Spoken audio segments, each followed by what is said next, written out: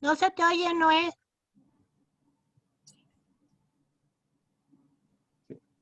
Sí, ¿qué tal? Buenos días, les damos la bienvenida al 12º Seminario Rafael Martín del Campo y Sánchez 2020. En este año es modalidad virtual. Este año cuenta con el apoyo PAPIME PE 2030-19 y el tema que se abarca son relaciones pasadas y actuales de la sociedad y la fauna silvestre. Este seminario está organizado por el Laboratorio de Vertebrados y bueno, en este momento nos acompaña el doctor Edmundo Sánchez. En este momento les va a dar su reseña curricular en la doctora Kathleen. Adelante, Kathleen. Buenos días, bienvenidos al seminario. Hoy tenemos el gusto de tener al doctor Edmundo Sánchez Núñez, que es biólogo de la Universidad Autónoma Metropolitana. Estudió su maestría en desarrollo rural en la UAM y posteriormente estudió maestría y doctorado en la Universidad Autónoma de Madrid y en la de Liverpool del Reino Unido. Ha participado en muy diversos proyectos, tanto en México como en España y en El Salvador, relacionados con estudios etnozoológicos, sobre sistemas complejos, sobre operación de sistemas de indicadores de desarrollo sustentable, sobre diversos aspectos de vertebrados, aspectos sobre parasitología y cría de vertebrados en regiones prioritarias para la conservación. También ha trabajado aspectos sobre instalación de ecotecnologías y aplicación de aspectos de bioconstrucción. Ha participado en muy diversos proyectos productivos en comunidades indígenas, en áreas de alta biodiversidad, también en proyectos de educación ambiental, de conocimiento ecológico tradicional y en evaluación y manejo de ecosistemas vulnerables bajo enfoques participativos. Ha sido autor de muy diversos artículos, manuales y capítulos en libros relacionados con estos temas y sobre el binomio mujeres rurales y manejo de recursos naturales. Ha sido miembro fundador del Subcomité para la Protección y Conservación del Tapir y del Pecari de Labios Blancos en México, del Consejo Técnico Consultivo Nacional para la Conservación y Aprovechamiento Sustentable de la Vida Silvestre Semarnat, miembro de la Red CONACYT de Socioecosistemas y Sustentabilidad y participa como coordinador del programa Observatorio de la Sustentabilidad de la Asociación Territorios Vivos México, AC. Te damos la bienvenida, Ernesto, y pues te dejamos a ti el micrófono. Gracias, maestra. Comparto pantalla.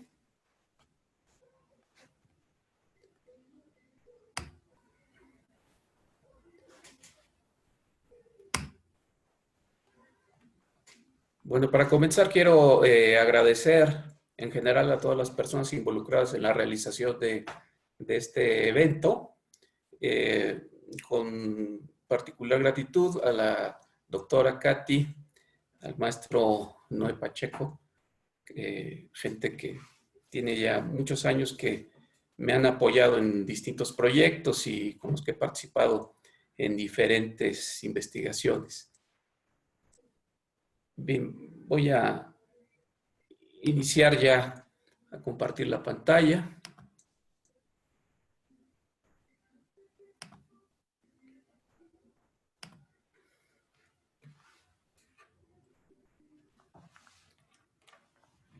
Bien, la presentación del día de hoy tiene el siguiente desarrollo. Son 4 secciones básicamente con las que voy a ir ilustrando diferentes aspectos del tema que nos convoca.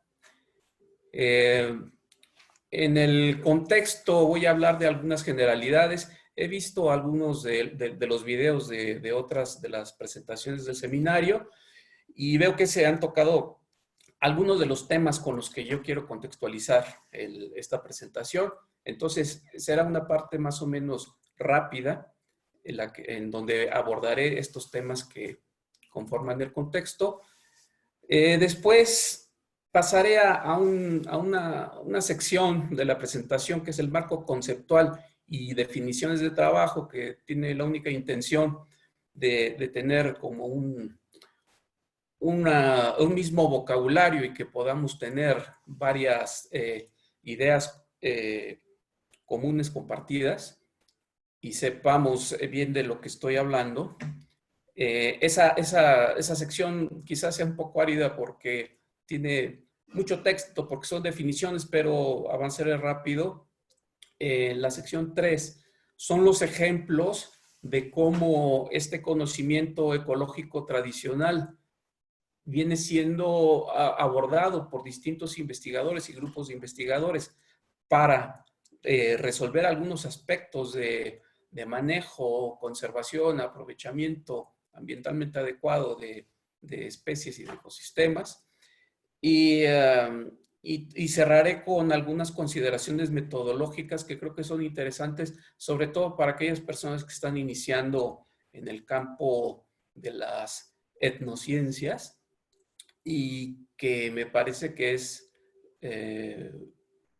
pues son algunos, quizás recomendaciones, le podría llamar, para que sea más sencillo cuando llevan a cabo sus proyectos, que tengan cierta validez. Bien, en el contexto, me voy a enfocar en buena parte de la presentación a lo que es México. Entonces, sabemos que la diversidad biológica del país es relevante.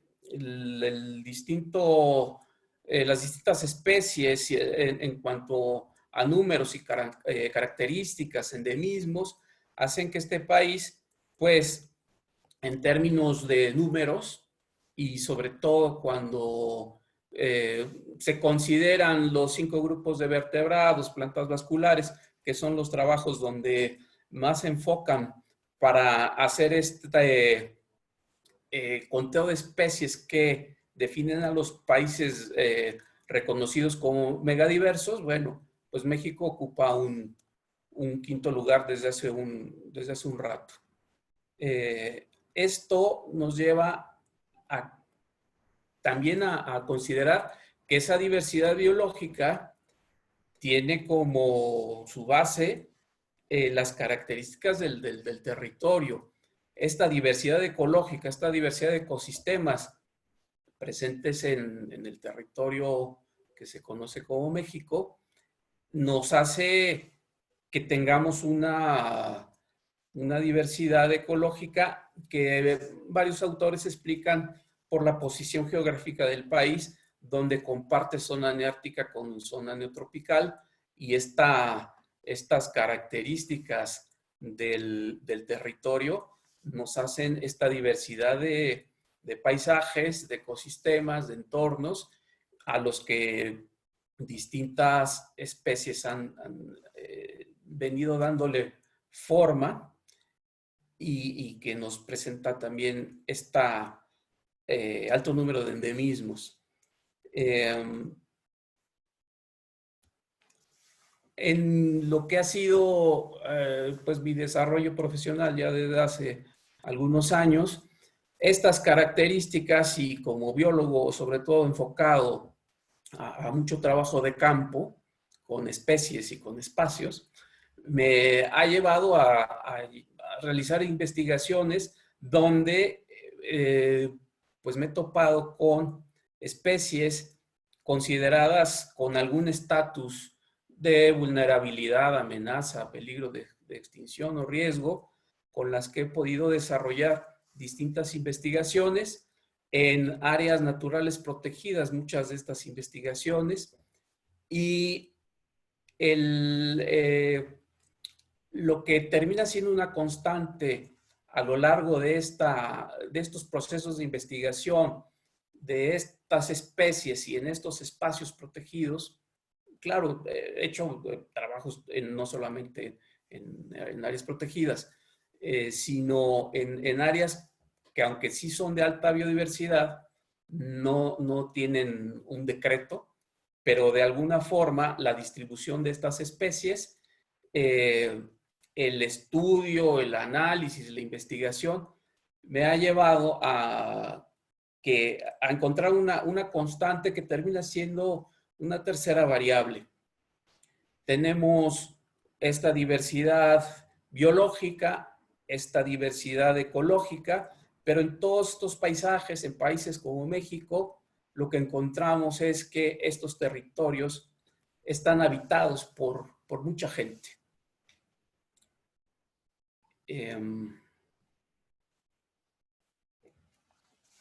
Y dentro de esta gente que habita estas regiones con alta diversidad biológica, encontramos que tenemos mucha gente que está representando a diferentes etnias. Estas diferentes etnias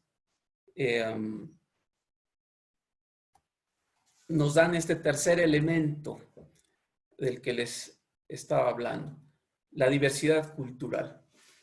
Entonces, a la biológica, a la ecológica y la cultural, hace que tengamos una comprensión del territorio y de sus procesos mucho más compleja de lo que podría suponer simplemente la investigación en términos de científicos desde las ciencias naturales. Otra vez, regresando al contexto internacional y donde se sitúa México, tenemos que esta diversidad cultural, junto con las otras diversidades, nos dan que México es uno de los países que está también en estas regiones y tenemos esta diversidad alta biológica y esta diversidad cultural alta también. Cuando intersectamos los dos temas, vuelve a salir México. De hecho, a nivel del continente, pues México está en segundo lugar después de Brasil. Bien. ¿Esto a qué nos lleva? Al menos a mí, a lo que me llevó fue a entender que cuando al ejercicio de la profesión y sobre todo como biólogo de campo y indagando estos procesos ecológicos y todos estos monitoreos e inventarios florísticos, faunísticos sobre todo, le incorporamos la variable social, la variable cultural, lo que obtenemos es un universo, al menos para mí tan desconocido, que nos lleva a generar un montón de preguntas nuevas en el proceso de investigación de esos mismos territorios. Bien, hasta aquí con el contexto. Vamos con el marco conceptual y ya entraremos más en forma con el tema del conocimiento tradicional. Hay que comenzar este punto diciendo lo siguiente. Bueno, según el investigador, según el estudio, según la publicación, encontrarán que algunos autores refieren este tipo de conocimiento como local, indígena o tradicional. Yo me he quedado con la idea de que conocimiento tradicional es el que me convence más por varias razones que iremos viendo después. El indígena es, claro, cuando estamos abordando estudios en comunidades o regiones indígenas, pero no todo conocimiento tradicional es indígena. Hay mucho conocimiento tradicional en los grupos campesinos, en los granjeros, en los rancheros. Ahí también encontramos conocimiento tradicional. Entonces, hay distintas características en las sociedades rurales que no todas son indígenas. Entonces, ese es un punto. El siguiente punto es que para referirse al conocimiento local, ese lo propusieron un poco como, porque varios autores pensaban que la palabra tradicional sonaba algo antiguo, algo viejo, algo no muy atractivo. Entonces dijeron, local suena mejor que tradicional. A mí me gusta más tradicional porque la tradición habla de generaciones, habla de transmisión, habla de ir pasando de un tiempo a otro.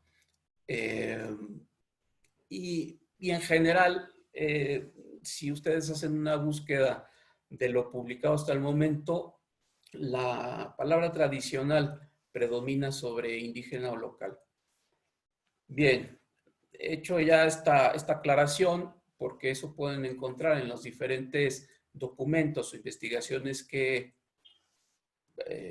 revisen para este tema, vamos a comenzar en este marco conceptual estableciendo algo muy claro, y es que este tipo de conocimiento siempre ha sido de alguna forma relegado, porque en muchos sentidos lo que se debe privilegiar, y sobre todo en este proceso de dominación occidental que ha sufrido pues el mundo, produciendo estas sociedades occidentalizadas, en lo que prevalece es el conocimiento científico y el conocimiento no científico o conocimiento tradicional es el que no debe ser realmente tomado muy en serio, porque el que vale es el científico.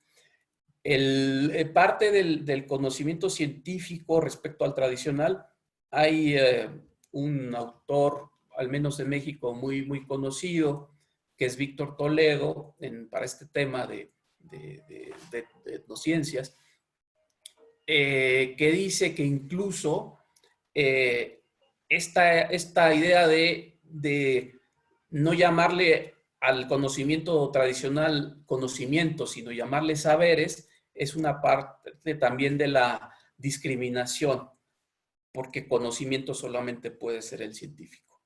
Bien, entonces así es como desde ahí partimos. Esa es la realidad histórica de este tipo de conocimiento. Y para resumirlo de esta forma, podemos decir esto, que muchos autores en la revisión histórica del proceso de cómo ha sido tomado en cuenta el conocimiento tradicional, pues llegan a esta conclusión. Y todas estas características negativas atribuidas al proceso de reconocimiento del conocimiento tradicional tienen que ver para salvaguardar la posición del conocimiento científico. Hay algunos autores que resumen de la siguiente forma las diferencias. Claro, hay otros investigadores que dicen que esta dicotomía es simplista, que no abona a avanzar en reconciliar el tema, y bueno, y que no es nada más, no solamente son estas las diferencias. Pero yo creo que sí tiene mucho sentido, no son las únicas, puede ser que no sean las más relevantes, pero sí nos dan una idea nos da una idea de cómo funciona uno respecto al otro. Estas tres características son muy fáciles. Y les digo que solamente es la intención de poner esta dicotomía la maneja otro investigador que tiene trabajos interesantes, también mexicano, que es Arturo Argueta. Él maneja esta dicotomía. Y me parece que sí, que sí tiene sentido. Y resume de manera sencilla, que no simplista, no concuerdo que sea simplista, creo que es sencilla. Y sobre todo para iniciarnos en por qué uno es complementario del otro. O puede ser o tiene ese potencial. Bien.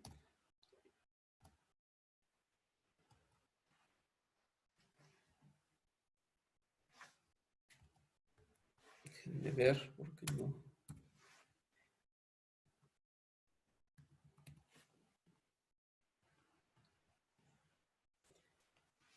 Quiero ver si me siguen escuchando. Mundo, sí te estamos escuchando, pero no vemos tu pantalla. Es que me pareció aquí un mensaje de que se había terminado lo del video y que ustedes habían renovado los minutos disponibles. Sí, actualicé. No sé, pero yo sí te puedo ver. Sí, pon tu presentación, Edmundo. Sí, es que se quedó pasmado esto. Sí. Bien. Déjenme compartir nuevamente la pantalla.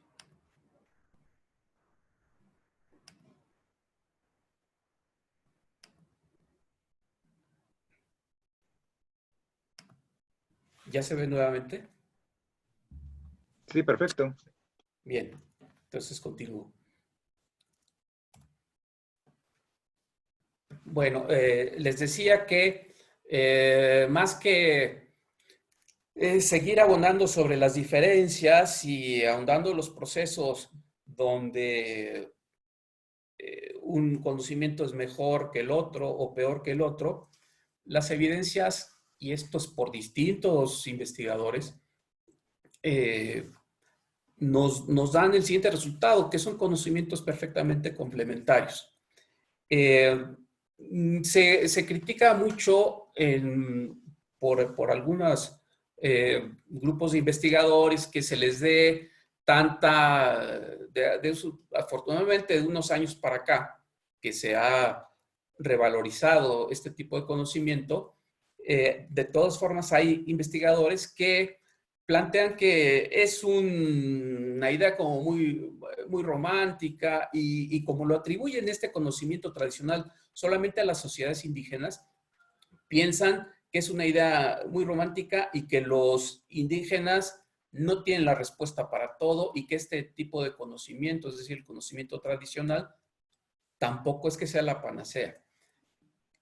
Lo que es cierto es que tampoco lo es el conocimiento científico. Entonces, ¿cuántos casos conocemos donde se ha aplicado el conocimiento científico como buscando la solución para distintos procesos que queremos remediar, ya sea sobre todo enfocado esto en el manejo de ecosistemas vulnerables y pues los han empeorado? Eso es también lo que nos dice es que tampoco es que sea un conocimiento infalible, pero lo que sí, otra vez regresando o que abonemos a lo positivo, es que son complementarios. Hay muchos estudios donde estas evidencias nos llevan a comprobar que donde faltaba pistas o donde faltaban claves o donde faltaban ideas nuevas para completar planteamientos exitosos generados desde el conocimiento científico, desde la academia, cuando se abordó incorporando información, datos útiles generados por las mismas comunidades rurales donde se plantean los proyectos, llevaron a resultados exitosos y alentadores en cuanto a cómo hacer complementarios estos dos tipos de conocimiento. Bien. Vamos a empezar rápidamente en la sección esta que les comentaba de definiciones de trabajo. El conocimiento tradicional, estas dos definiciones son las que me parecen que reflejan mejor lo que podríamos entender. Es lo que en general los autores dedicados a este tema consideran que a eso se refiere el conocimiento tradicional. Es algo interesante que para la Convención sobre Diversidad Biológica también exista ya, se haya incorporado parte de la definición. O sea, dice, el CBD dice, sí, es lo que dice Berkes y ellos, pero además incorporan esta parte de las innovaciones. Porque algo que también es muy interesante es que el conocimiento tradicional no es un asunto estático, es muy dinámico, por la misma característica que veíamos en la dicotomía de que es adaptativo. Entonces, esto, como a final de cuentas queda grabada esta presentación, ya con más calma pueden ir revisando las definiciones de trabajo que dejo aquí.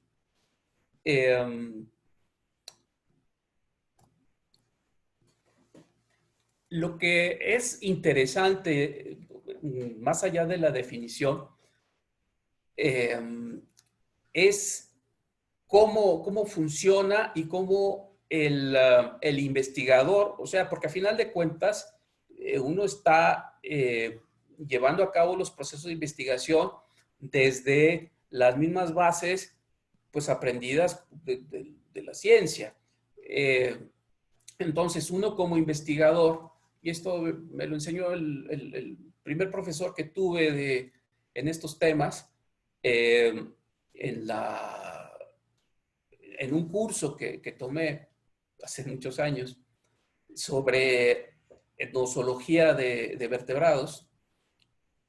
Él nos comentaba, este profesor, Óscar Polaco, nos comentaba que el papel del etnozoólogo, el etnobotánico, el etnoecólogo, termina siendo un poco como el de un traductor.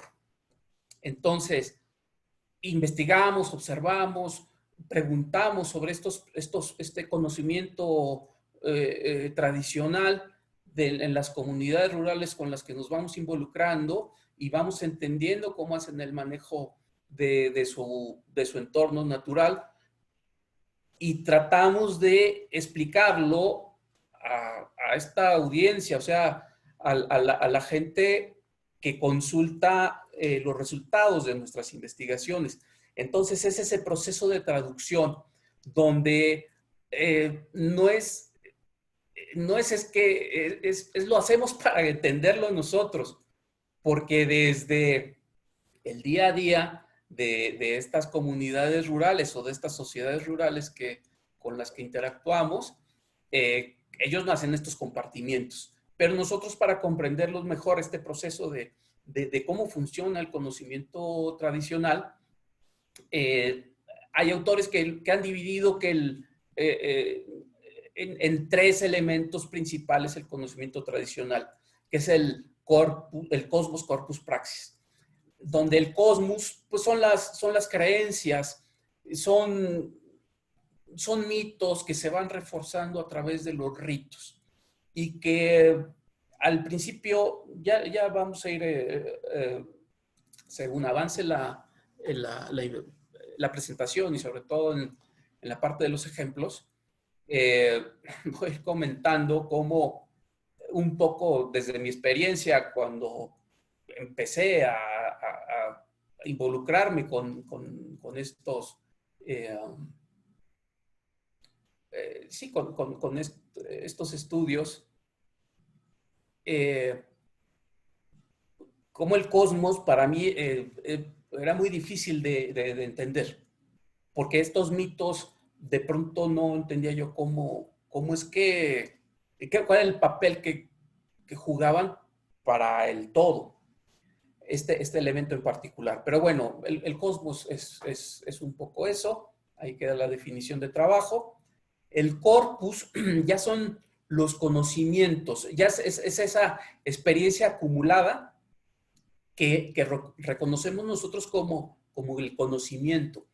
Lo interesante del corpus es que es cómo se va, cómo va incrementándose, cómo va fluyendo y cómo se va acumulando. Aquí hay, para el corpus, hay dos procesos. El de la acumulación de ese conocimiento desde el individuo y desde el grupo, desde el colectivo, desde esa comunidad en específico. Entonces, el individuo parte de tener o de poseer una serie de conocimientos que le fueron transmitidos por su familia o por los miembros de su comunidad. Y él, a la hora de irlos practicando, va incorporándole cosas, va entendiendo nuevas que quizás el vecino no lo está practicando ni acumulando de la misma forma. Entonces, este cosmos, que después es parte del corpus también, ya como corpus, como conocimiento, tenemos una forma de entenderlo como individuo, pero después también como grupo cultural. Entonces hay una experiencia individual que se va acumulando y una experiencia colectiva que también se va acumulando. Esta experiencia individual se va manifestando a través de los distintos ciclos productivos que desarrollan. Desarrolla esta persona, y lo que ocurre con el grupo cultural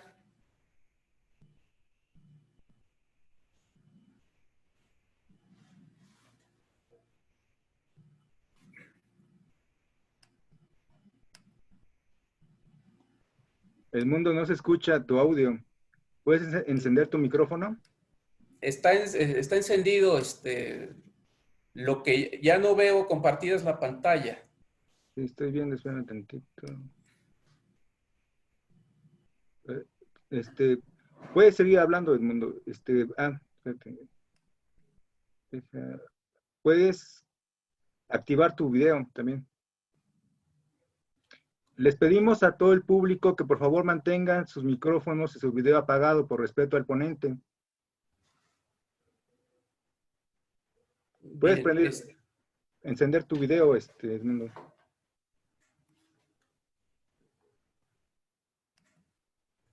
Ya está.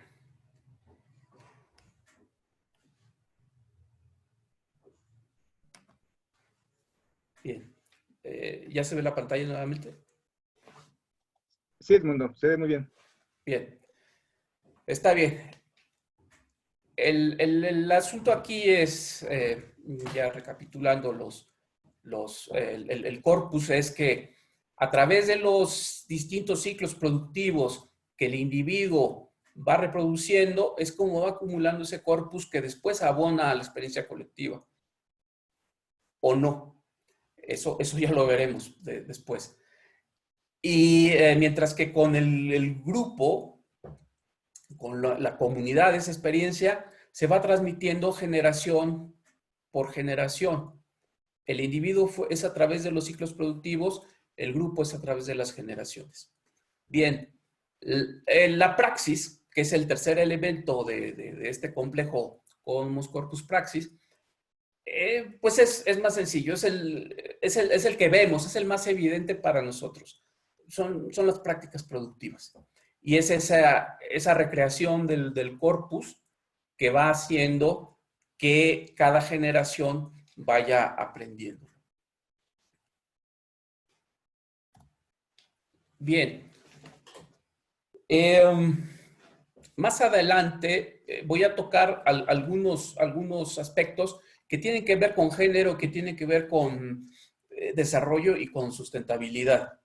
Así que les dejo estas definiciones también de trabajo para que se entienda cuando me refiero a género, a qué me estoy refiriendo. Porque, bueno, los que no se dedican a estos temas, muchas veces confunden género con lo que es sexo. O sea, una cosa es una condición biológica y otra cosa es un rol asignado cultural o socialmente en función de si eres mujer o si eres hombre. Entonces, ese es el género. La vulnerabilidad. ¿A qué me refiero con ecosistemas y con especies vulnerables? Estas dos definiciones de trabajo también se las dejo aquí. La de especie vulnerable la estoy tomando directamente de la Unión Internacional para la Conservación de la Naturaleza, que pues es una organización que es referente para estos temas. Y el de ecosistema vulnerable de un grupo de investigadores que me parece que reúne bien las características como para que sea suficientemente comprensible. Y esto, bueno, porque estamos hablando de cómo el conocimiento ecológico tradicional puede apoyar distintos procesos en estos dos temas, ecosistemas y especies vulnerables. A final de cuentas, la vulnerabilidad lo que nos habla es de un riesgo, ese riesgo potencial que puede enfrentar una especie, un espacio. En el caso de los ecosistemas, esta vulnerabilidad se presenta cuando se perdió la resiliencia.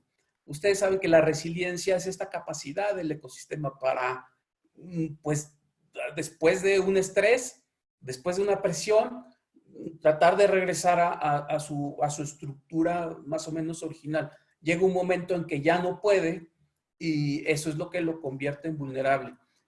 Entonces, para algunos investigadores, es como estas dos caras de la moneda, ¿no? Una cara es la resiliencia y otra cara es la vulnerabilidad.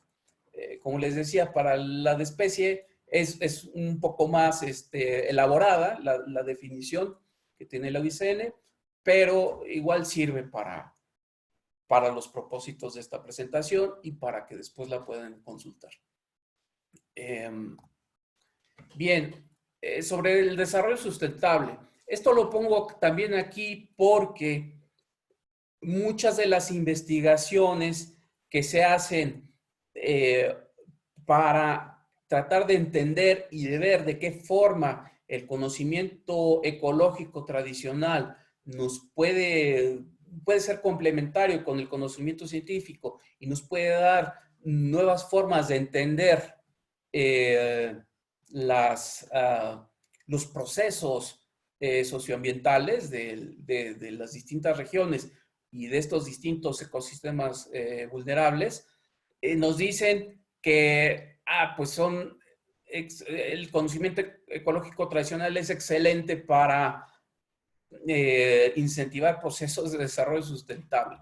El problema con el desarrollo sustentable es que cómo lo hacemos operativo y que hay muchas definiciones y que son de pronto muy vagas y que la gente no, pues cree que es un tema ético, sí lo es de alguna manera, pero el problema es cómo lo hacemos operativo.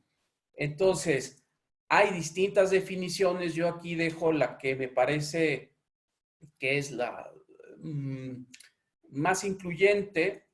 Hay otras que han avanzado donde no nada más hablan de 3 dimensiones, que es sociedad, economía, medio ambiente.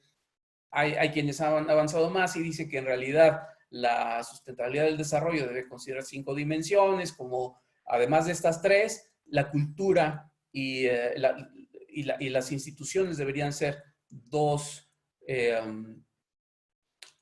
subsistemas más para comprender estos procesos.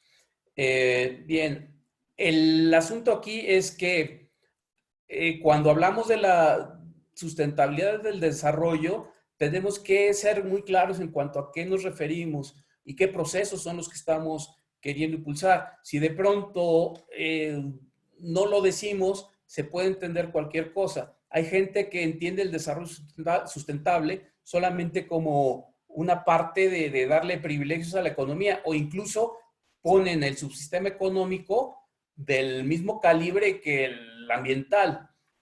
Acá no, acá yo considero que la base es el medio ambiente, sociedad y economía. Debería ser el que en una idea de círculos concéntricos debería ser el menor, y que a final de cuentas aquí de lo que se trata es que si no partimos de esta base de todos los recursos que el medio ambiente nos provee, las otras partes difícilmente se pueden desarrollar. Y que no podemos alcanzar un desarrollo óptimo de los 3 subsistemas. Hay uno que puede desarrollarse más que los otros, porque no podemos tener al 100% los 3, porque eso materialmente es imposible. Bueno, de estas 3 dimensiones, aquí vienen algunas consideraciones que pueden ser útiles para comprender mejor estos procesos. Sobre todo porque, miren, les dejo esto porque una de las críticas que hay de muchos autores que se dedican a la revisión o a la promoción de buscar formas de hacer que el desarrollo sea sustentable, dicen que el problema es que los investigadores que a esto se dedican no dicen para ellos qué significa esto, ¿no? Entonces, prácticamente exigen que cada vez que se hable de la sustentabilidad del desarrollo, el investigador deje bien clara cuál es su postura. Bien, esto lo dejo así, no lo voy a leer, queda, como les digo, grabado en la conferencia para poderlo revisar después con más calma, pero el punto es que el conocimiento ecológico tradicional puede combinarse con este otro conocimiento científico para producir estrategias que sí de verdad hagan operativo el desarrollo sustentable. Al final de cuentas, cuando uno revisa el peso del componente cultural y de esta diversidad y de estas formas distintas de entender el entorno natural y los ecosistemas y sus procesos y las interacciones que hay entre las sociedades, sobre todo rurales y su biodiversidad, pues es impactante. Hay asuntos como, por ejemplo, esto que les decía a ustedes del cosmos, que yo no entendía cuando comencé a hacer este tipo de investigación. Yo lo veía como una serie de historias, sí, muy, muy bonitas algunas de ellas, pero que eran como temas que yo no veía cómo conectar con el cosmos y con la praxis. Perdón, con el corpus y con la praxis. Les cuento rápidamente haciendo una investigación ya etnoecológica con una comunidad maya, bueno, una serie de comunidades mayas en Campeche, en la reserva de la biosfera de los Petenes. Lo que encontramos fue, por ejemplo, que había muchos mitos relacionados con cuándo entrar y cuándo no entrar a la selva. cómo entrar y cómo no entrar a extraer algunos de los productos, qué fechas, había una historia de unos días que no se puede entrar a la selva porque esos días no hay Dios. Entonces, como no hay Dios, no hay quien te cuide, y como no hay quien te cuide, te puedes morir allá si vas tú solo. Pero historias como estas, ya después, analizando mejor los procesos y estudiando más, lo que entendí y lo que quiero transmitirles en este momento es que no son anécdotas, no son leyendas, no son, o sea, lo que son formas culturalmente aceptadas para regular el acceso, el aprovechamiento, el uso de los recursos comunes con los que cuenta cada una de estas comunidades. De otra forma, son como estas leyes no escritas, es esta transmisión oral, ¿no? de las reglas, y la gente las acata.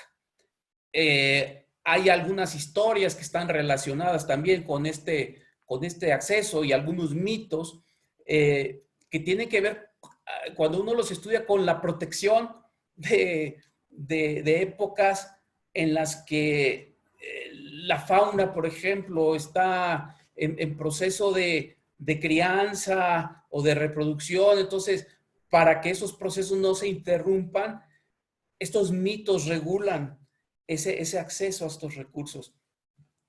Así que el tema de la cultura y de cómo asume cada sociedad su entorno natural es en sí mismo muy interesante, más allá de los efectos que en los temas del manejo del ecosistema puedan tener. Bien, pasaremos a la sección de los ejemplos. Aquí voy a comentar algunos de los ejemplos pues más sencillos para revisar, y que tienen que ver con investigaciones ya publicadas. Pero antes de abordarlas, les muestro estos cuadros elaborados por Víctor Toledo, en donde te habla del tema, el campo de estudio y el enfoque, de acuerdo al elemento del complejo corpus praxis.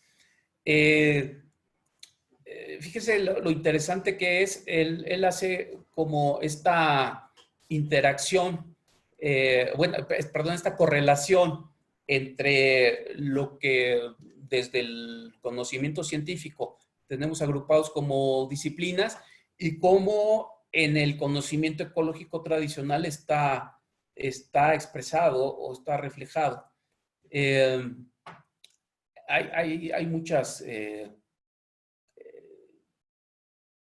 les digo, es que el conocimiento ecológico no está hecho en compartimientos. El conocimiento tradicional no es un todo, y ese todo fluye como eso, como un todo.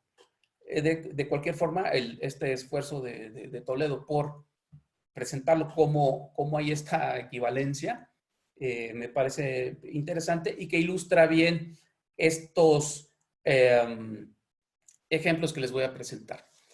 Bueno, este ejemplo es de un grupo de investigadores brasileños, donde a partir de métodos participativos, en realidad lo que hacen es explorar el conocimiento tradicional para ver un fenómeno donde había una muerte masiva estacional de peces. Y aunque desde los distintos procesos de investigación que había realizado este equipo de científicos entendían ciertas variables, no eran, o sea, decían, bueno, tenemos tales valores, tenemos en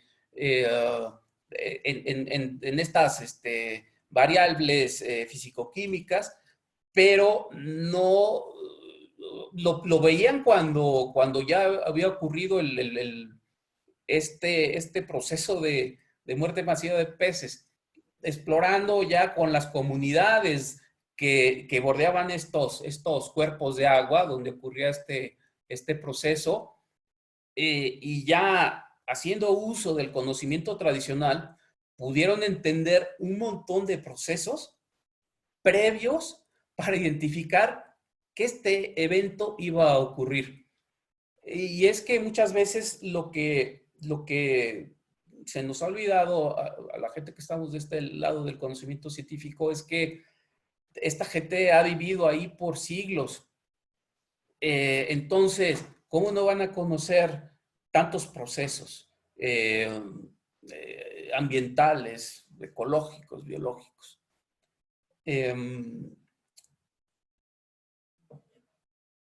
En su tabla 4, fíjense, se pusieron a ver, vamos a ver lo que había en el conocimiento científico previamente generado y respecto a lo que sabía la gente. Entonces hay cosas que no se habían registrado desde el conocimiento científico, pero que la gente a la hora de ir haciendo estas preguntas, esta investigación participativa, la gente fue contando cosas que el grupo de científicos ni siquiera había considerado. Bien, el siguiente ejemplo. Hay unos trabajos muy, muy buenos sobre el conocimiento tradicional aplicado a el estudio de los suelos y la comprensión y la clasificación y la taxonomía en suelos. Esta investigadora, Winkler Prince, y otro investigador mexicano, Narciso Barrera, han hecho mucha investigación en este sentido, sobre todo en América, en el continente americano, con investigaciones de etnias de Canadá y de América Latina. Aquí lo interesante es que encontraron unos sistemas de clasificación de suelos que tanto este ejemplo que aparece en esta diapositiva es un ejemplo de México, de taxonomía náhuatl del suelo, pero también hicieron investigaciones para América del Sur y vieron que en una zona andina exploraron esta otra taxonomía y al final de cuentas lo que encontraron era su utilidad para comprender procesos de erosión, incluso prevenirlos y en algunos casos hasta enriquecer a través del manejo tradicional suelos de vocación agrícola. Entonces, estas ya son aplicaciones. Cuando hablamos también de esto de espacios y de especies, hay también, afortunadamente, ya muchos estudios donde a través primero de reconocer como paisajes culturales distintos ecosistemas y también entender dentro de esos paisajes culturales especies de relevancia cultural, han llegado de pronto investigadores que decían, bueno, es que necesitamos echar a andar un proyecto donde se impulse un proceso de restauración ecológica en todo este montón de hectáreas, porque es una zona importantísima para la conservación, pero ¿dónde empezamos? Porque se llega a muchos sitios donde ha habido cero investigación científica. Entonces, no hay series de datos disponibles como para comprender los procesos ecológicos que nos lleven a entender estas islas, cómo las conectamos, ¿no? Estas islas que actualmente, cómo las conectamos. Hay especies tan relevantes que eran tan específicas de ciertos ecosistemas, de ciertos hábitats, que cuando las personas de estas comunidades, de estos paisajes culturales, las reconocieron, pudieron dar una reseña histórica de su distribución, de los atributos que tenían los hábitats, los lugares donde se distribuían. Y eso llevó a que estos investigadores pudieran hacer esta conexión y hacer estos corredores. Así fue como comenzaron a poder plantear corredores, gracias a este conocimiento tradicional de estas comunidades.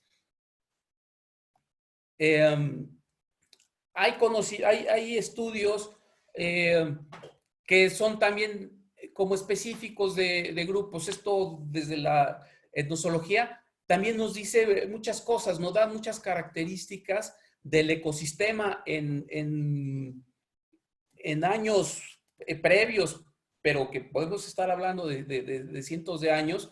Aquí particularmente este estudio fue en una comunidad Mazahua, que incluso esta comunidad Mazahua tiene el título de propiedad de sus tierras, o sea, que conservan ellos, está expedido por un virrey. Entonces, imagínense lo que han visto pasar estas comunidades y todas estas generaciones.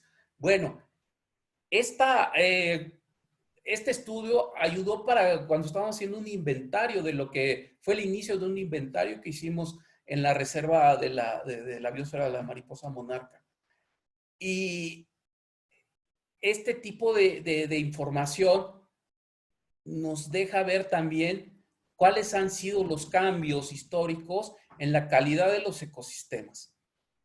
Donde tenían estas comunidades registradas la presencia de especies que nosotros podríamos considerar claves porque nos dicen la calidad del ecosistema, cómo ha variado a nuestros días. Entonces, esa presencia, ausencia, esta identificación de muchas de las especies nombradas en la lengua de los pobladores, es también, es muy rica esta taxonomía tradicional porque reflejan atributos de la especie o del hábitat en el que se desarrolla la especie. Entonces, bueno, este tipo de estudios también nos ayudan a hacer un manejo para la conservación de especies vulnerables. Hay otro, este lo pongo aquí porque hay mucha información de las distintas, aunque en un principio les dije que el conocimiento tradicional no solamente es atribuible a los grupos indígenas, lo que sí es cierto es que hay una riqueza interesante cuando uno aborda este tipo de investigaciones con las etnias indígenas. Entonces, aquí las relaciones que sostienen los grupos de indígenas, en este caso fue una investigación para un estado del norte del país que se llama Sonora, con una especie que es, para lo que es la cacería deportiva, es una especie que era muy relevante en términos de economía, como motor de economía local o regional, porque la cacería del borrego cimarrón, claro, la cacería en esta que se llama, que le dicen deportiva, esta se vende. Entonces, saber cómo estas distintas etnias se relacionaban, interactuaban con esta especie en lo particular, nos daba también una evidencia no solamente de un valor comercial o del valor que tiene, o del peso o de la importancia que tiene una especie en términos de su posición dentro del ecosistema, sino de la cultura general de una región.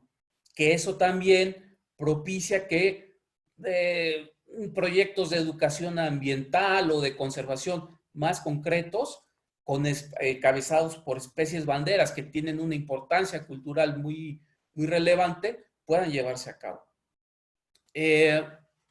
Empecemos aquí ahora con el asunto del género.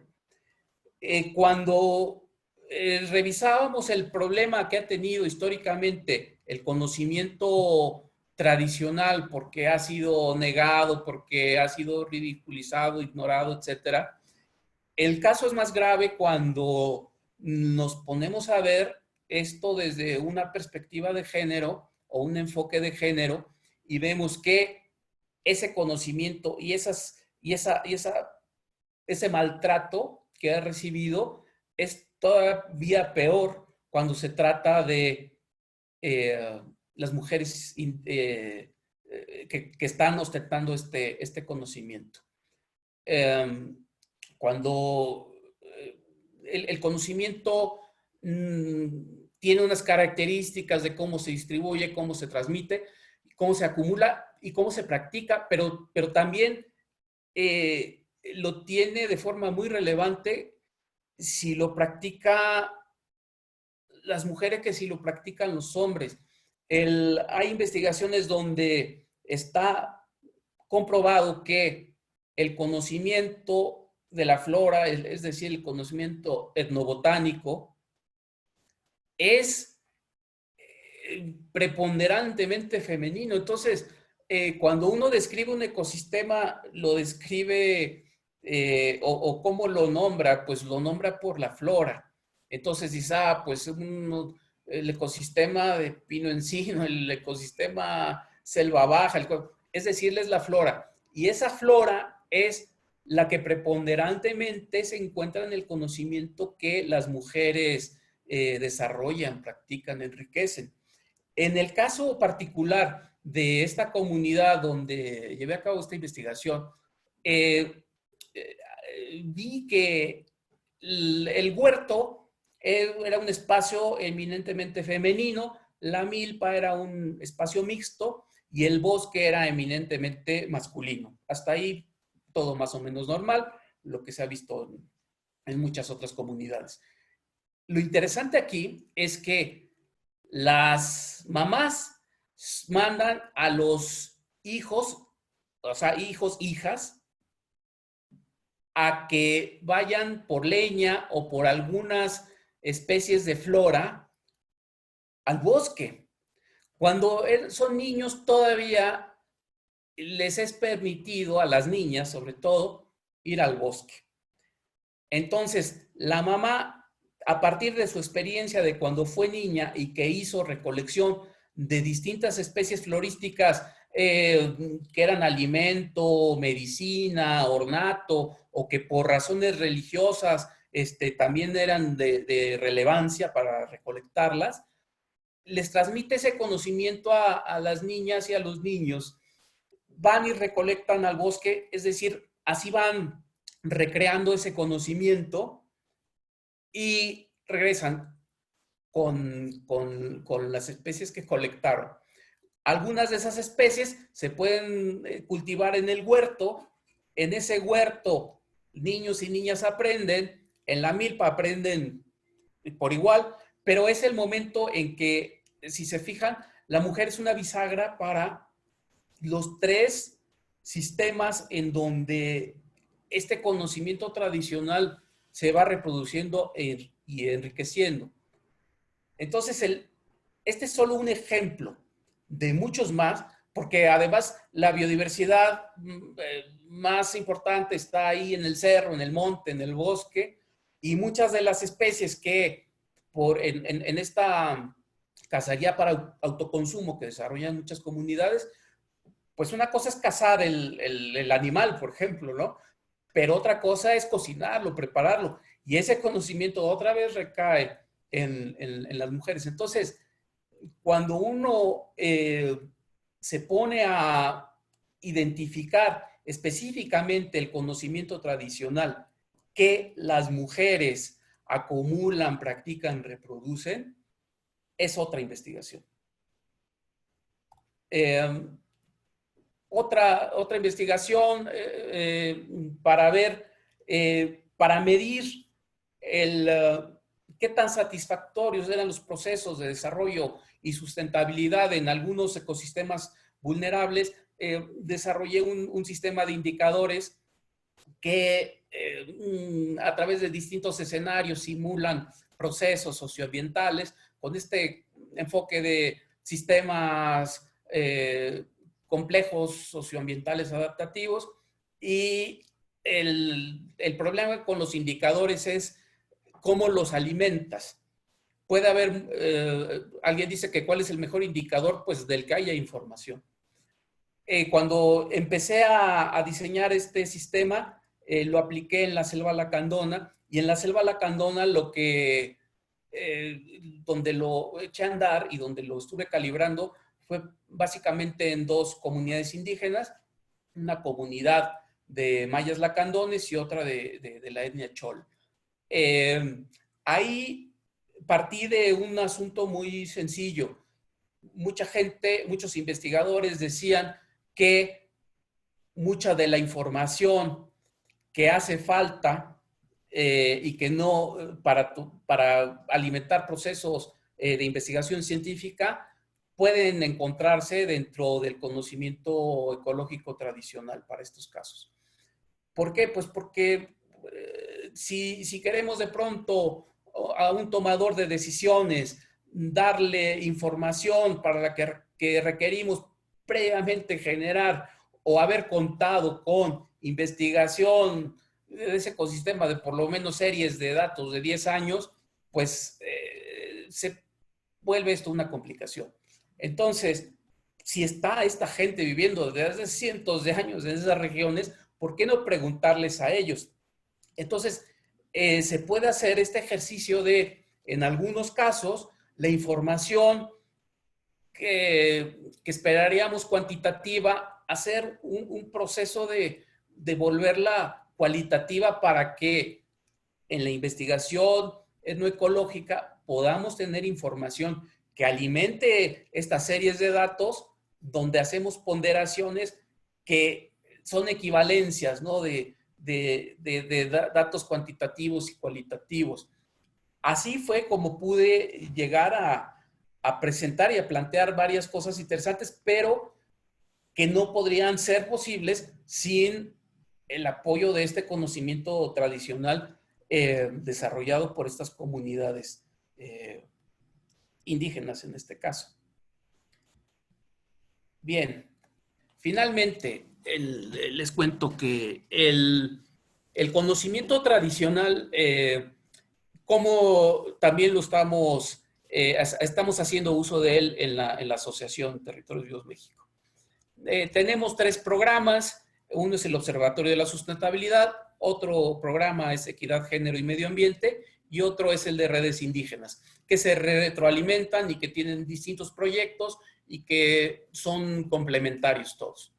El asunto aquí es que uno de los proyectos que recientemente tenemos, hace unos 3 años para acá, y es el que hemos estado impulsando, es el de enfocarnos a enriquecer el conocimiento tradicional de algunas comunidades a partir de proyectos productivos incluyentes con enfoque de género, pero que además emplean el conocimiento tradicional generado en nuestras regiones para plantear estos proyectos.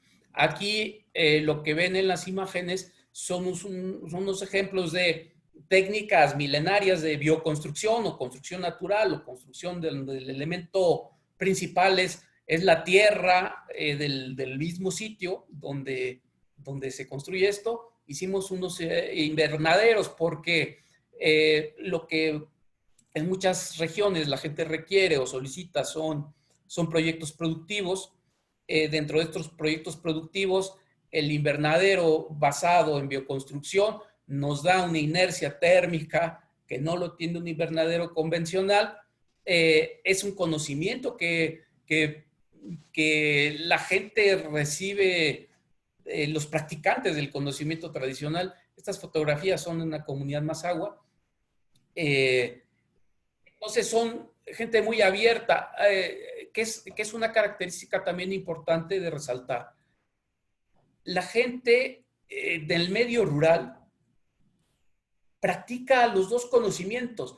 Llegan los extensionistas, los técnicos o los científicos y plantean algunas soluciones, algunas recomendaciones, impulsan algunos proyectos generados desde el conocimiento científico y las comunidades rurales los adoptan, los incorporan, no se cierran a no utilizarlos.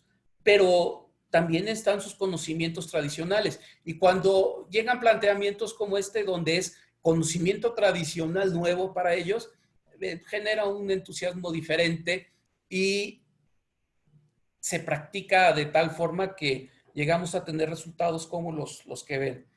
esta es otra forma de, dicen, bueno, sí, pero ¿y esto qué tiene que ver con los ecosistemas vulnerables y las especies vulnerables?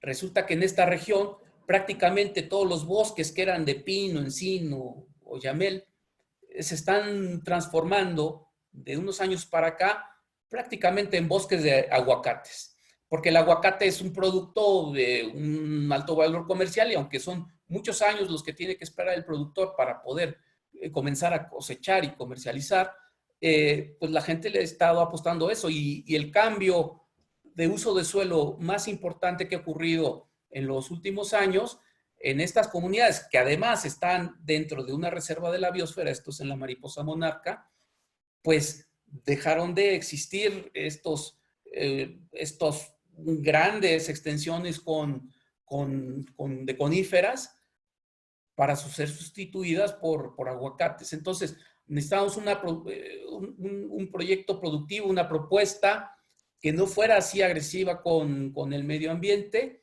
con el ecosistema local, y es una forma de ir contribuyendo a que haya otras opciones diferentes que además en rentabilidad y en que se puedan obtener productos y una comercialización más pronto, también son distintas al este proceso productivo del aguacate, que es el que más estragos está ocasionando en la región.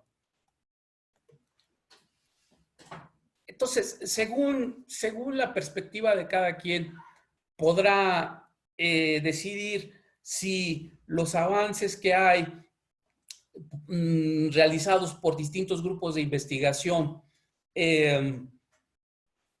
para proteger estos espacios y estas especies a partir de combinar el conocimiento tradicional con el conocimiento científico son grandes o son pequeños. Eso ya lo decidirán ustedes. Lo importante es que existe y cada vez esta tendencia de no ignorarlo, de no rechazarlo, de no ridiculizarlo, es más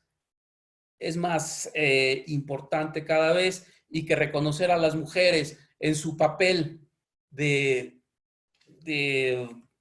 transmisoras y de guardianas de este conocimiento también es cada vez más latente en las distintas investigaciones que se están realizando. Para concluir, algunas consideraciones metodológicas. Miren, soy referee o árbitro en algunas revistas científicas y frecuentemente me llegan algunos artículos a revisar donde los investigadores que están planteando esta exploración del conocimiento tradicional en algunas comunidades, lo que más les importa es tener un tamaño de muestra de tal forma que sea estadísticamente representativo. ¿Qué pasa con el conocimiento tradicional?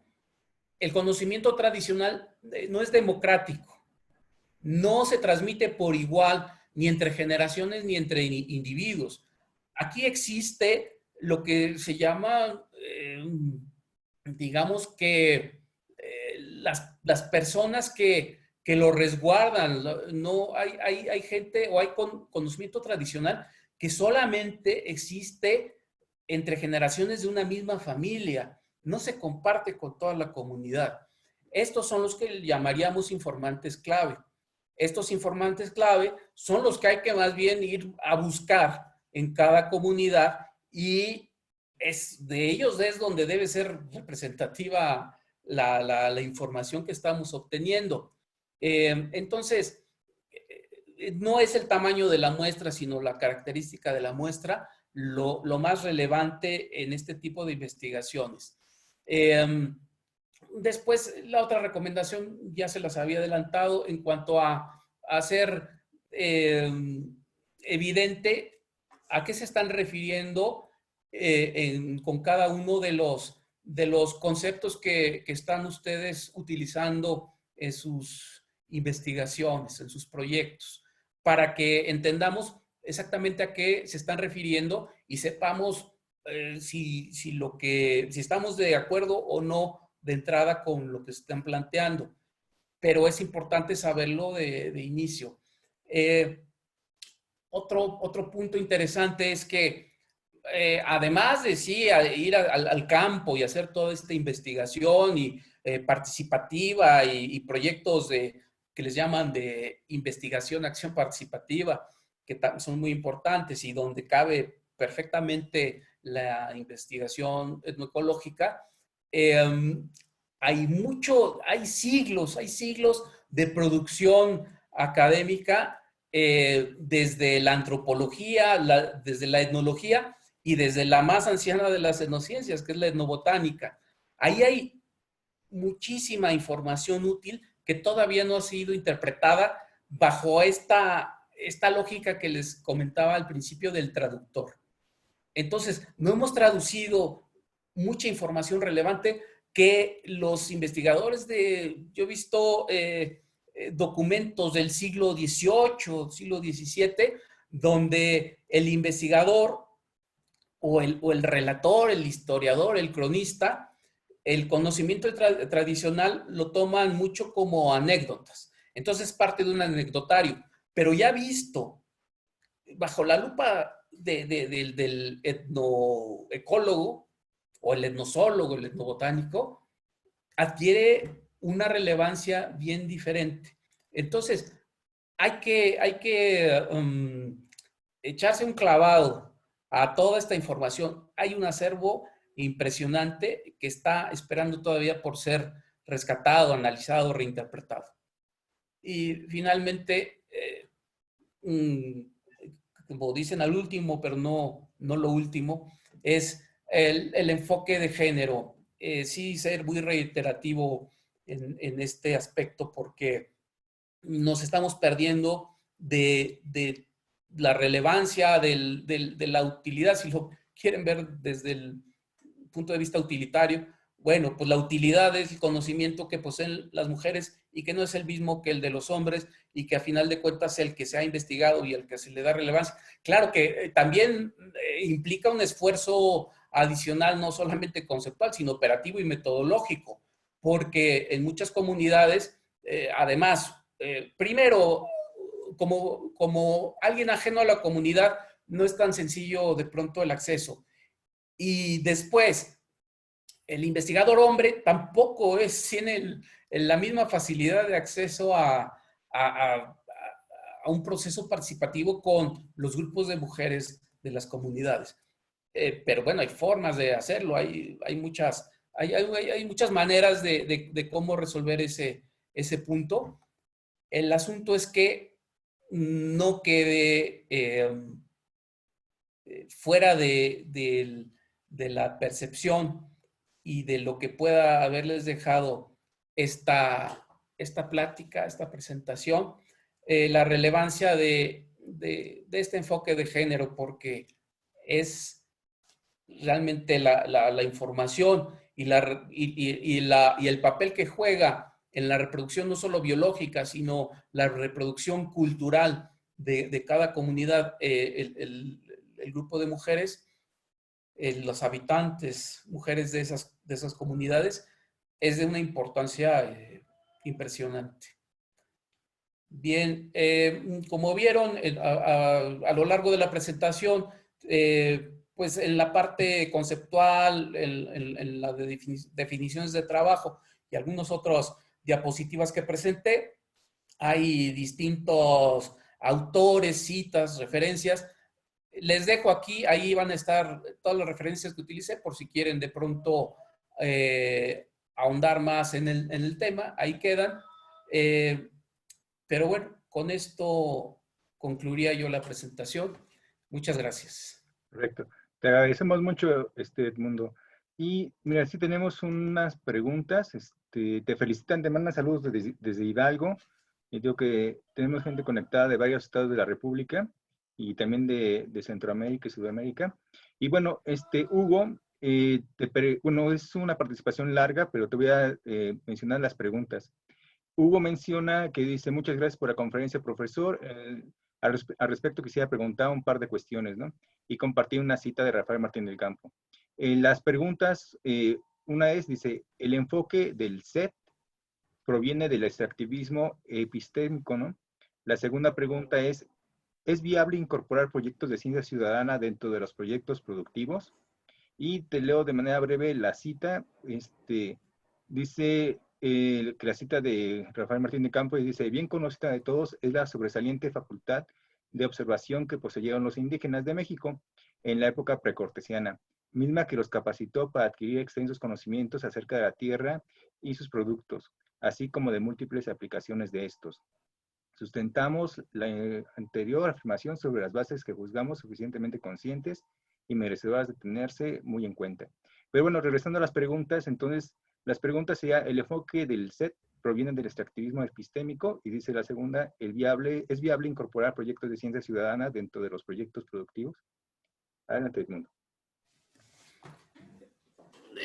Ciencia ciudadana entendida como conocimiento local, sí, es viable. El asunto aquí siempre tiene que ver, cuando hablamos, por eso yo prefiero hablar de conocimiento tradicional, porque implica estos ciclos de repetición y de transmisión de generaciones. Este conocimiento local que puede ser este ciudadano, habría que observar básicamente si estamos hablando de este proceso, ¿no? Porque si no es un conocimiento que ha sido reiteradamente puesto a prueba, no estamos hablando de algo que realmente podríamos sacarle el provecho o que esté todavía en una fase no muy madura como para poder entenderlo como complementario. En cuanto a lo epistémico, extractivista que dice, bueno, yo la verdad entiendo que surge primero como una necesidad de encontrar respuestas diferentes a las mismas preguntas, por un lado, y por otro, para reivindicar, o sea, tiene más de 100 años la etnobotánica. Tiene que ver, yo creo, también con esta forma de este planteamiento de poder hacer un uso diferente a los recursos desde el conocimiento de otros grupos. Recordemos simplemente, ¿no?, de dónde vienen las pastillas anticonceptivas, esos principios activos del barbasco, y eso lo entendieron algunos investigadores que fueron a estudiar estos procesos en algunas comunidades indígenas. Entonces, yo creo que más bien primero, tiene mucho que ver, para bien o para mal, con la lógica del mercado. El conocimiento tradicional, mucha gente volteó a verlo porque podía redituar, porque podía abrir nuevas expectativas en cuanto a productos, incluso en cuanto a procesos. Puede ser que entonces ahí esté esta forma de quererlo abordar previa, ¿no?, a los esfuerzos que actualmente se están haciendo, y que quizás sí no son los extractivistas que comenta ese compañero. Correcto. Sí, de hecho también Hugo continúa con una cuestión respecto a las plantas medicinales, ¿no? Él también indica que dice, bueno, que las plantas medicinales casi todas las continúan usando la gente humilde, ¿no? Y que en no pocos casos la farmacodinámica comprobó sus virtudes, ¿no? Pues me imagino que todas las industrias farmacéuticas, ¿no?, que han estado también al acecho, ¿no?, de esas propiedades medicinales, ¿no?, de las plantas. Exactamente. Y que al final es que esto nos lleva a un tema ético. Sí, exacto. La ética, así como la lógica estudia el campo de lo correcto y lo incorrecto. La ética estudia lo moral y lo inmoral. Entonces, esto que planteas, dime qué tan moral o qué tan inmoral es, ¿no? Sí. Y ya nos lleva a otras cosas, ¿no? Sí. Ya me refiero, Hugo, del SET, es conocimientos ecológicos tradicionales, es lo que me decía. Sí, Es sí, lo sí, que el SET, ajá, exactamente, sí. sí. Perfecto. Y Raúl Calderón Zúñiga te menciona qué significa la palabra holístico. Lo holístico, y lo pone ahí en esa diapositiva que presenté de lo conocimiento tradicional respecto a conocimiento científico, dice que el científico es fragmentario y eso se ve porque pues la ciencia está dividida en disciplinas, ¿no? Y las disciplinas en subdisciplinas. Entonces, tenemos la biología, pero tenemos la ecología, y tenemos la genética, y tenemos la zoología, y tenemos la botánica. O sea, a eso se refiere con la fragmentación. ¿Qué pasa cuando hablaba yo de este complejo Cosmos Corpus Praxis? No está fragmentado, es un todo. La gente, las comunidades o las sociedades tradicionales que practican este conocimiento no lo fragmentan así, lo ven como un todo. Entonces, lo holístico se refiere a eso, a verlo como un todo. Perfecto. Ingrid Rendón te pregunta, ¿qué es más factible, el desarrollo sustentable o sostenible? ¿Por qué? Y dice, ¿y cómo hacer aplicable la sustentabilidad? Ya, miren, no voy a entrar mucho en el debate porque es largo. En México hablamos de sustentable y no de sostenible, pero internacionalmente se habla de sostenible.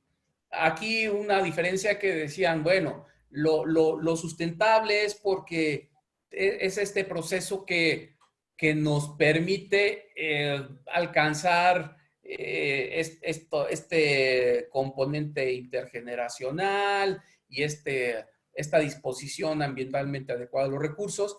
Y lo sostenible, algunos lo entienden como en el tiempo, que se puede sostener. Eso es más como económico o financiero. Así es como algunos los explican la diferencia, que no es lo mismo sustentar que sostener. Yo, a final de cuentas, pues me he quedado con lo sustentable para diferenciarlo así de lo sostenible. Aunque todos los documentos internacionales que circulan actualmente, pues hablan de sostenible, no de sustentable. ¿Y cuál era la otra parte? ¿No? Nada más dice, ¿cómo hacer aplicable la sustentabilidad? Ya. Ese es el parte de lo que les mencionaba en cuanto a cómo la hacemos operativa. Está muy bonito hablar de, sí, que el desarrollo sustentable o sostenible es pensar en las generaciones, que las generaciones presentes, que ahora pensemos en los que vienen después. Entonces, que eso es también un tema ético. Pero como tema ético, si no lo hacemos operativo, entonces queda que estamos vendiendo humo. ¿Cómo hacemos sustentable el del desarrollo? Incorporando estrategias, promoviendo proyectos, aterrizando concretamente donde tenemos los problemas más fuertes, donde tenemos las sociedades vulnerables, los espacios, los ambientes, los ecosistemas vulnerables. Promovamos proyectos que privilegien el entorno natural sobre las relaciones comerciales sobre porque a partir de acrecentar esta disponibilidad y abundancia de estos recursos vistos como la base material del desarrollo, entonces podremos alcanzar metas, sí, de desarrollo, que no es lo mismo, es que también aquí nos metemos en la discusión de crecimiento contra desarrollo. Una cosa, crecer implica aumentar de tamaño, desarrollo implica exponenciar habilidades. Entonces, muchos quieren crecer y sobre todo desde el punto de vista económico. Y así difícilmente se hace sustentable un proceso. Bien, gracias, Edmundo. Mira, Verónica Farías pregunta, gracias, excelente seminario y de gran trascendencia. Pregunta, ¿por qué no incluir como coautor de las publicaciones científicas y no tan científicas a los informantes clave? Dice, en otro tema, las mujeres de las comunidades ya están listas para ser incluidas en las actividades consideradas como masculinas. Y dice, ¿cómo acelerar este proceso? Dice, en mi experiencia, solo cuando la CONAM o la CONAFOR pide como obligatorio para recibir el estímulo económico, incluimos a las mujeres en las brigadas de vigilancia o actividades consideradas como de hombres. Solo así las integran de 1 a 2, pero no hay una equidad de género. Entonces las preguntas son, ¿por qué no incluir como coautor de las publicaciones científicas y no tan científicas a los informantes claves? ¿Y cómo se puede acelerar este proceso? Bien, el de incluirlos o no incluirlos. Es que, vamos a ver, es que es lo mismo que cuando uno tiene un grupo de colaboradores que dentro de un proyecto científico se dedican a recabar cierta información o atender cierto proceso, pero muchas veces en el trabajo que ya lleva la publicación, ellos aparecen generalmente en la parte de los agradecimientos. Se reconoce su trabajo, pero no es la gente que generó el proyecto. Por supuesto que cuando uno está haciendo proyectos relacionados con alguna de las etnociencias, pues sin la información que nos comparten estas personas, estos poseedores del conocimiento tradicional, pues no tiene sentido, pero la interpretación o reinterpretación, esa traducción, no la hacen ellos, la hace el investigador o el grupo de investigadores. Hay casos donde sí algunos de los informantes clave llevan ya tantos años colaborando con este equipo de investigadores que aparecen como autores incluso, no como coautores, sino como autores de algunos de las investigaciones cuando se publican. Entonces, más bien hay que considerar o plantear bien desde el principio cómo es que estamos colaborando con las comunidades y con los informantes clave. Porque no todo informante clave es coautor o autor. Y no todos los colaboradores de un proyecto de investigación, incluso del mismo grupo académico, pues aparecen como autores o coautores de la publicación. Aparecen en la sección de reconocimiento. Ese es un punto. En cuanto a lo de las mujeres, sí, estoy de acuerdo. Conozco también todos estos proyectos que comenta ella sobre, bueno, promovidos sobre todo por algunas instituciones del gobierno federal, y que sí es requisito. Yo mismo he llevado a cabo proyectos donde piden que por lo menos un 60%, en algunos casos hasta un 80% del grupo de beneficiarios de ese proyecto sean mujeres, que es un requisito para que se pueda aprobar el proyecto, o simplemente para que le den entrada en ventanilla, ¿no? Entonces, pero si lo vemos, yo sé que falta mucho, pero antes ni siquiera esto existía. O sea, antes el que tuviera que forzosamente para ser apoyado un proyecto estar conformado mayoritariamente por mujeres, eso no tenía ninguna importancia. Ahora sí la tiene.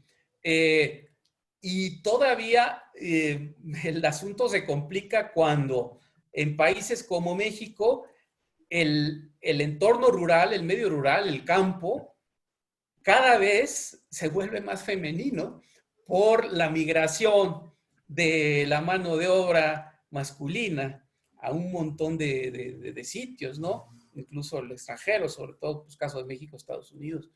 Pero muchos hombres de comunidades rurales, pues que se van a las capitales de los estados, o a la Ciudad de México, o a la ciudad más importante cercana a su comunidad. Esto nos habla, es un proceso ya también estudiado desde hace algunos años, llamado la feminización del campo mexicano, donde pues yo mismo he llegado a hacer trabajos en comunidades donde de plano los únicos hombres que hay o son niños o son ancianos.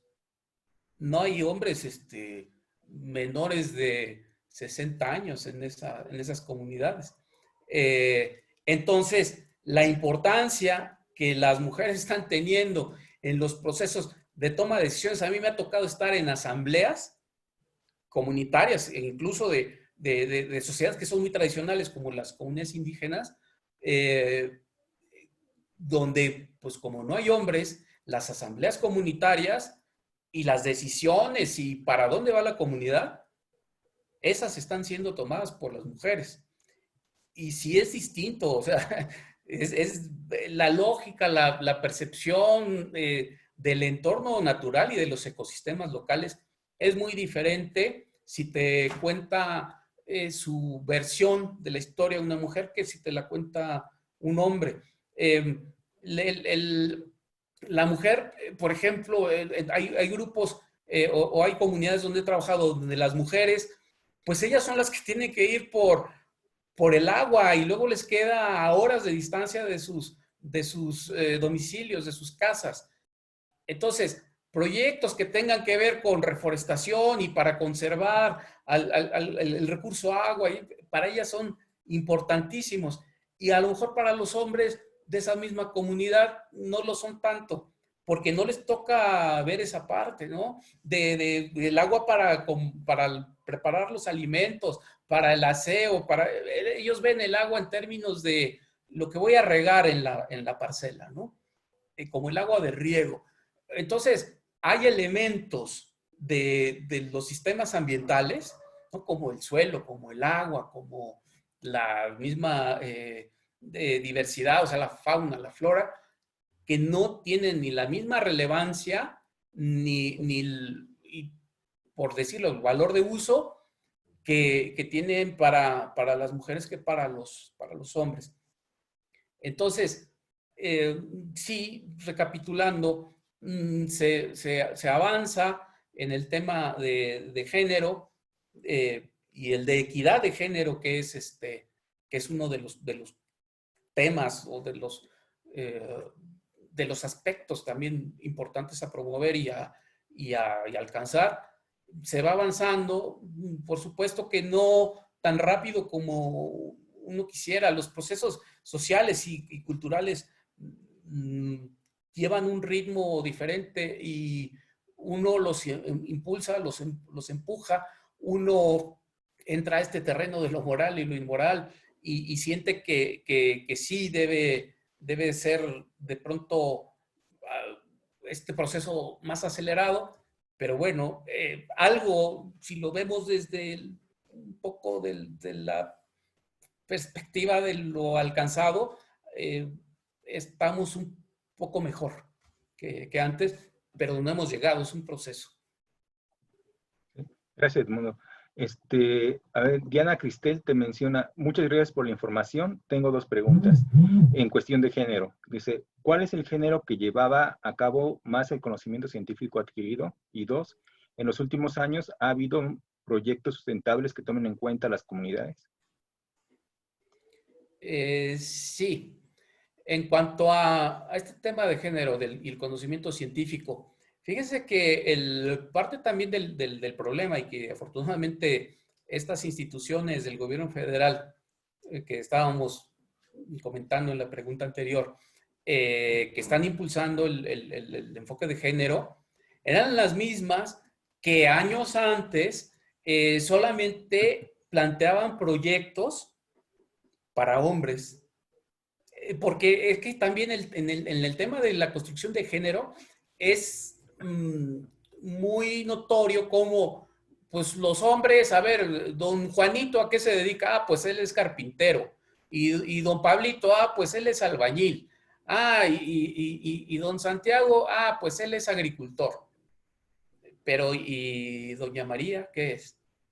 Es que doña María es todo, ¿no? No se le puede enfocar, porque doña María está haciendo trabajo de agricultura, está resolviendo cosas tanto en sus hortalizas como en la milpa, pero también está contribuyendo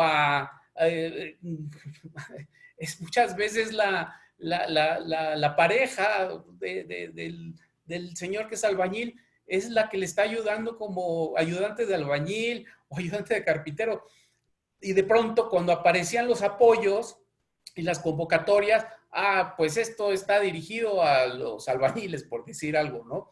Es decir, que todo estaba enfocado a género masculino y no había convocatorias donde cupieran las mujeres. Entonces, ¿quién ha practicado y reproducido el conocimiento tradicional, científico en las comunidades rurales o en las comunidades tradicionales por mucho más tiempo? Pues los hombres, porque mucho de ese conocimiento y porque muchas de esas, científico, y porque muchas de las acciones, de los programas, de los presupuestos, pues estaban etiquetados para los hombres, no para las mujeres. Perfecto. Muchas gracias, Edmundo. Déjame ver, te mandan más saludos y felicitaciones. Déjame ver, por acá hay otras que están.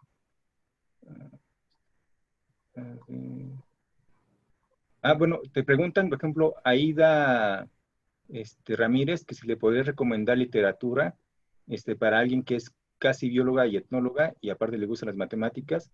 Te pueden escribir a tu correo, ¿no, Edmundo? Claro, sí, está ahí el de proyectos@atvmex.org. Perfecto. Y Nokia te pregunta, dice, felicitación, muy rica charla. Entonces la sugerencia es tomar en cuenta la cosmovisión de las mujeres, pero en muchos grupos no dejan que la voz de las mujeres se escuche. ¿Cómo incentivar estos grupos que permitan la participación de todas? Bueno, de todos, de todas, ¿sí? Es un proceso que no es sencillo. Es como les comentaba al final de mi presentación. Sobre todo, como hombre, al entrar, eres hombre y eres fuereño. O sea, ya llevas las dos malas, ¿no? Para entrar a hacer este tipo de investigación a comunidades, sobre todo las más tradicionales. Hay otras que ya no son tan estrictas y donde ya no está tan mal visto que tú de pronto en sitios públicos puedas platicar con las mujeres de la comunidad. La verdad es que en un inicio, y por eso es que también, o sea, no hay que ser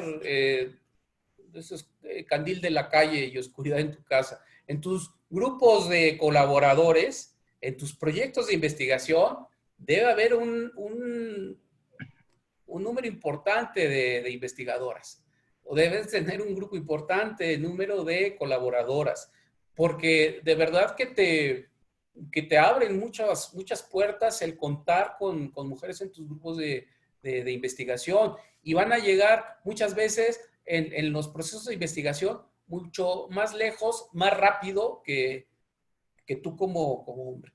Entonces, ¿cómo hacer que la voz de ellas se escuche? Primero, cuando tienes colaboradoras en tu grupo de investigación, o cuando la coordinadora o sea, cuando es mujer quien coordina el proyecto, la verdad es que hay muchas puertas que se abren. Esa es una estrategia. La otra es que, pues, no es más que la cotidianidad y que tú puedas llegar y plantees cosas que sean de una trascendencia, o así lo interpreten las autoridades tradicionales o las autoridades locales, que lo que tú plantees sea tan interesante o tan importante para ellos como para que te den acceso a otros espacios de la comunidad y de la población. Yo hace algunos años llevando a cabo un proyecto, un inventario de anfibios y reptiles que implicaba 12 comunidades indígenas. De esas 12, en una me negaron el acceso. Dije, pero es que nada más voy a hacer un inventario. Sí, pero a ver, tu investigación, ¿para qué nos va a servir a nosotros? Y no pude convencerlos de que al conocer ellos qué tienen en sus territorios, era una parte importante para saber qué administran, porque si sabes qué tienes, sabes cómo administrarlo, y en fin, varios argumentos con todo y eso no me dejaron entrar.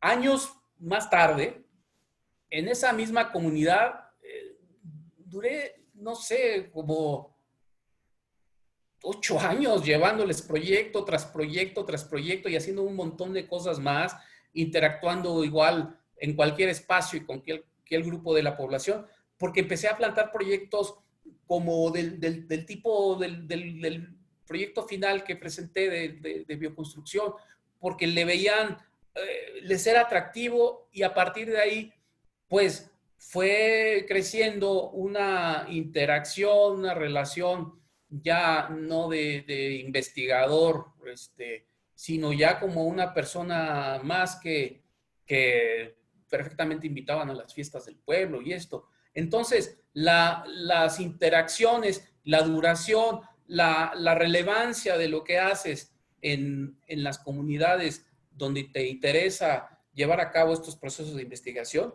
eso es lo que te va abriendo puertas.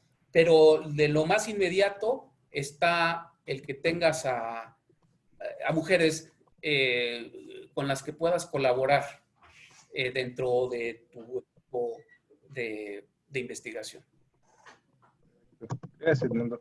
¿No tienes más preguntas y felicitaciones? Te mandan saludos desde Yucatán, desde Hidalgo. Y aquí hay una pregunta que... Y nada más voy a hacer 2 preguntas más por cuestión de tiempo. Quisiera hacer todas las preguntas. De hecho, nos dice el doctor Edmundo que con mucho gusto se pueden poner en contacto con él para resolver algunas dudas. Mirna Huerta te pregunta, en estos estudios se dan a conocer los conocimientos ancestrales de las comunidades, pero de cierta manera los investigadores promueven el saqueo de las comunidades. No sé cómo... Es que sí, miren, tenía yo una parte de la presentación que al final quité porque ya iba a ser muy larga, que eran consideraciones éticas. Y es que sí, hay grupos de investigadores que sirven a intereses muy particulares. Simplemente lo que hablábamos de las grandes farmacéuticas. Hay otros que desafortunadamente quieren plantear esto y hacer que prospere esto de la diversidad genética y patentar cosas y patentar el conocimiento tradicional. O sea, sí hay grupos de investigadores que promueven eso. Yo quiero creer que, aunque no son los más, que habrá algunos que lo hacen inconscientemente, ¿no? Que parten de la idea de vamos a revalorizar este conocimiento, vamos a ponerle en el lugar que le corresponde, es decir, darle una mayor relevancia y difusión, y termina perjudicando al abrir este conocimiento a gente que no tiene estos escrúpulos o que su ética no es lo suficientemente robusta. Sí hay, pero no es lo general, ¿eh? O sea, no es el general de los casos, no es que los investigadores que se dedican a explorar o que nos dedicamos a explorar el conocimiento ecológico tradicional, estemos promoviendo el saqueo de ese conocimiento. Desde mis grupos de colaboradores y desde mis proyectos de investigación, lo que promovemos es el intercambio, es el flujo, de ahí que tengamos un programa que se llama Redes Indígenas, porque los conocimientos tradicionales de los otomís de Hidalgo sirven para los otomís de Querétaro y sirven para los mazaguas de Michoacán y del Estado de México y para los mayas lacandones de Chiapas, en fin. Hacemos esa difusión y esa transmisión y esas redes y no lo puedo interpretar eso como saqueo. Sí, muchas gracias, Edmundo. Es muy básico, estimadas, estimados. Debido al tiempo, vamos a tener que concluir aquí las preguntas. Me hubiera gustado hacer todas las demás. Te mandan muchísimas felicitaciones, Edmundo. El tema les pareció súper interesante. Víctor Carrasco también dice: mi agradecimiento al doctor Edmundo Sánchez por su conferencia, muy ilustrativa, y gracias también por todo compartir su conocimiento. Bueno, nada más como un comentario para los que quieran volver a ver la presentación, va a estar en la página del seminario Rafael Martín del Campo. Ahí se va a subir en Facebook. También va a estar en el canal de YouTube, en mi canal que se llama Noé Pacheco Coronel, y en el canal de TV Ciencias, ahí los pueden checar. Entonces, la maestra Margarita le está poniendo el vínculo para que puedan pasar a la asistencia y la lista. Te agradecemos mucho, Edmundo, así que tu participación. En la semana te mandaré tu constancia. Fue realmente muy grato escucharte, Edmundo. Sí. Y bueno, el siguiente, también les queremos invitar que para el siguiente martes 24 de noviembre viene el médico Arnoldo Samuel Kraus. Él nos va a platicar un tema que de hecho tiene que ver mucho con esta cuestión que estamos viviendo todos en este 2020, que tiene que ver con la bioética en la ciencia médica. Es morir con dignidad. El doctor Kraus realmente ha trabajado ya mucho con este tema de la bioética y desde el punto de vista médico, y creo que en este contexto de pandemia ha venido a retomarse mucho estas cuestiones, ¿no? Les agradecemos mucho su asistencia a todas, a todos. Esperamos seguir contando con su asistencia como tal. Y de hecho ya solamente nos quedan 3 conferencias más, las del doctor Kraus, el siguiente martes 24 de noviembre, la del 1 de diciembre y la del 8 de diciembre. Bueno, que tengan buena tarde y hay que seguirnos cuidando, ¿no? Hasta luego. Muchas gracias, hasta luego.